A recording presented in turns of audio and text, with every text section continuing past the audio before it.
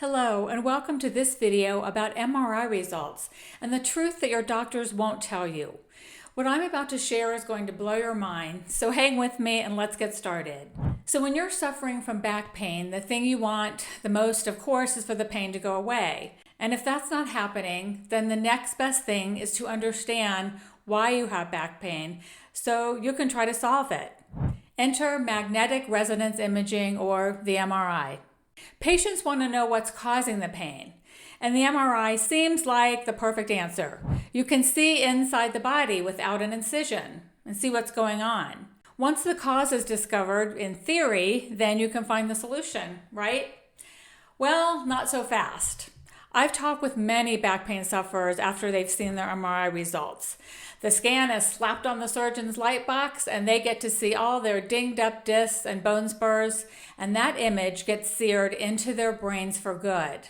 Now it's confirmed. They're officially broken. The MRI said so. But how did this happen? What did they or you do to cause this damage? However bad it is though, at least now you finally know what's wrong with you. Or do you? In the mid-1980s, there was an epidemiologist named Richard Deo who was skeptical of the new MRI machines.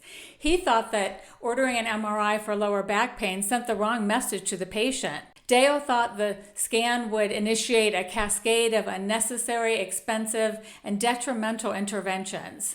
Deo said that telling a patient that he needed a scan was enough to convince him that he had a serious medical condition. Once the patient saw what was on the scan, he would become overwhelmingly preoccupied with his bulging discs, and very important point here, and unable to accept the fact that what appeared on the scan was perfectly normal and existed in a large part of the population. Although several earlier studies in the medical community supported Rick Deo's findings, his concerns about the MRI were largely ignored. Then, in 1990, in a study of 67 people who did not suffer from back pain, orthopedic surgeon and spine researcher Scott Bowden showed that more than 90% of these asymptomatic test subjects had degenerative or bulging discs, while 34% had herniated discs and 20% had spinal stenosis. Dr. Bowden stated that a diagnosis based on MRI results alone may not be viable as the cause of pain. An attempt to correct the spine through surgery could be the first step towards a total disaster. Say what now? That alone should have ended the use of MRIs as a diagnostic tool for back pain for good. However, a 2014 study showed that nearly 40% of back pain patients underwent MRI scans within only 4 weeks of the onset of pain. And once the patient has confirmed disc abnormalities, the end result, whether it's next month or next year, is usually some form of back surgery. Because now, in the patient's mind, there's no chance of the pain going away on its own. Their spine is broken and must be structurally fixed. By 2006, a well-known Swedish orthopedic surgeon, Al Nachemson, had been doing spine surgery for over 40 years. But he had finally changed his mind and stopped doing back surgeries. He told a group of orthopedic surgeons, "Our knowledge of back pain causation remains poor. We still do not have any clinical data that can link structural abnormalities to back pain symptoms with any accuracy." Remember, as I shared, he said this after doing spine surgery for 40 years.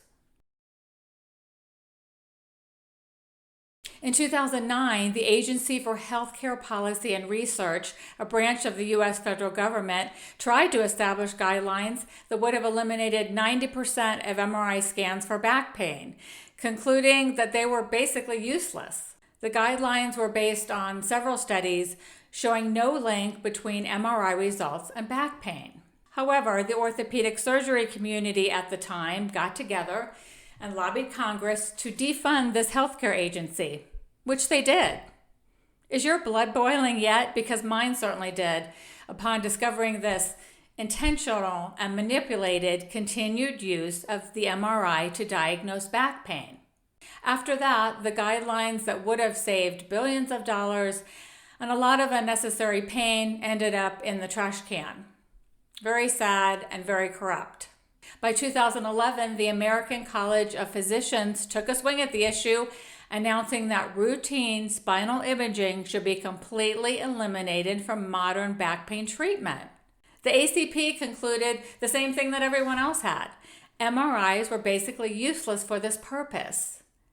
The identification of symptomatic spinal abnormalities, the ACP statement said, led to an expensive onslaught of unnecessary referrals, diagnostic interventions, interventional pain management procedures, and surgery.